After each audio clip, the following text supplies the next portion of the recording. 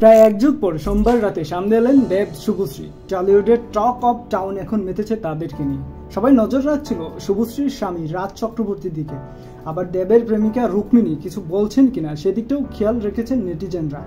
তবে চমক দেখিয়ে পোস্ট দিয়েছেন রাজের প্রাক্তন স্ত্রী। হিন্দুস্তান টাইমের প্রতিবেদন থেকে জানা যায়, সোমবার নজরুল মঞ্চে ধূমকেতু ট্রেলার লঞ্চ অনুষ্ঠানের পর রাজ চক্রবর্তীর প্রাক্তন স্ত্রী শতাব্দী মিত্র পোস্ট ভাইরাল হয়েছে। সেই পোস্টে শতাব্দী লিখেছেন, কিরে কেমন লাগছে? আমারও ঠিক একই রকম লেগেছিল, ঠিক একই রকম, বুঝলে তো? History repeat. বুকের বাঁ দিকটা চিনচিন করছে তো? আমারও করেছিল ঠিক 13 বছর আগে। 2006 সালে প্রথম বিয়ে হয় রাজের। স্ত্রীর নাম শতাব্দী মিত্র। সেই সময় সেভাবে সাফল্যের মুখ দেখেননি রাজ। যখন একটু একটু করে সামনের দিকে আগাচ্ছিলেন সে সময়, অর্থাৎ 2011 সালে ডিভোর্স হয় রাজ শতাব্দীর।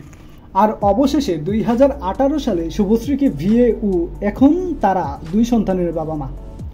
সোমবার রাতে ইন্টারনেট যখন দেব শুভশ্রীকে নিয়ে উত্তাল, তখনই আসে শতাব্দীর পোস্ট, একটি কবিতা লেখা। আজ তুই যে জায়গায় দাঁড়িয়ে, আমি অনেক বছর আগেই হেঁটেছি সে পথ ধরে। তোর এই বুকের বাঁ দিকের চিনচিনের ব্যথা আমারও খুব চেনা, ঠিক একই পথ ধরে। কোথাও কারো নাম নেই, কিন্তু দুয়ে দুয়ে 4 মিলিয়ে নিয়েছেন নেটিজেনরা।